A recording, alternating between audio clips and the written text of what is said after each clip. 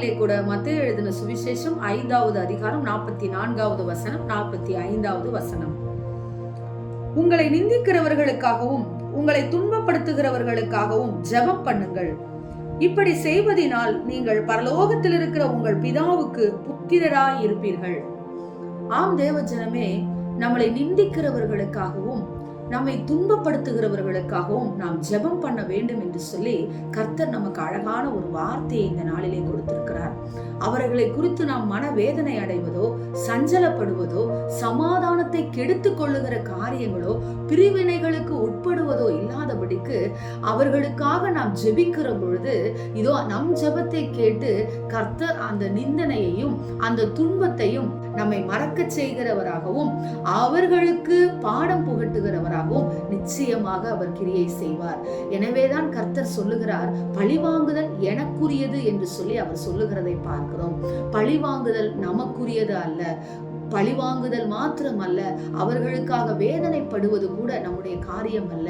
இப்படி செய்து விட்டார்களே, பேசிவிட்டார்களே, நடந்து விட்டதே என்று சொல்லி கர்த்தரிடத்தில் எல்லாவற்றையும் நீங்கள் தெரியப்படுத்தும் பொழுது மேலான சமாதானம் உங்களை ஆளுகை செய்வது மாத்திரமல்ல, நீங்கள் தேவனுடைய புத்திரராய் இருக்கிறீர்கள்.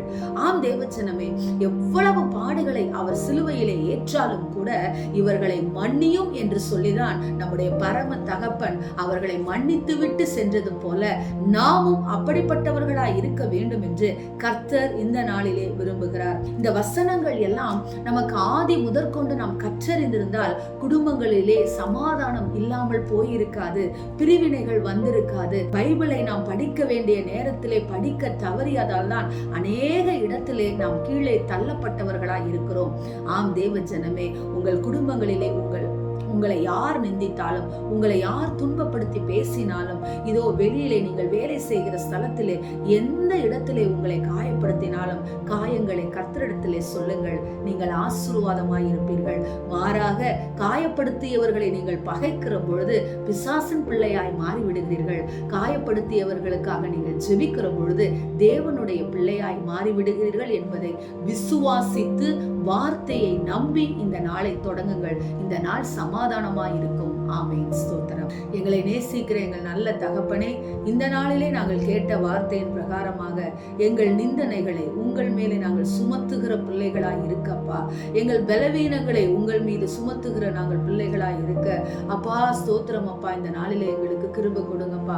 அநேக வேளையிலே ராஜா எங்களை நிந்திக்கிறவர்களையும் அப்பா, எங்களுக்கு விரோதமாக கிரியை செய்கிறவர்களையும் நாங்கள் அப்பா மனம் சலித்து கொள்ளுகிறவர்களாய் நாங்கள் இருக்கிறோமே, அந்த காரியத்திலிருந்து எங்களுக்கு விடுதலை கொடுங்க.